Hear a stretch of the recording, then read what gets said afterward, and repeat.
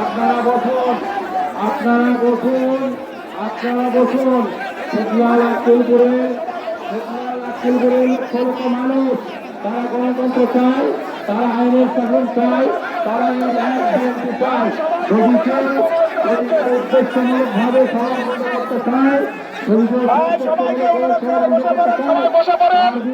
তার সম্পর্কে সজাগ থাকতে হবে। আপনারা সকলে বসুন, সকলে অনুগ্রহ বসুন, সকলে কারো কোনো সমস্যা থাকলে সেটা আমাকে বলতে পারেন, সভাপতি সেক্রেটারিকে বলতে পারেন। সেই অযথা উত্তেজনা সৃষ্টির চেষ্টা করবেন না।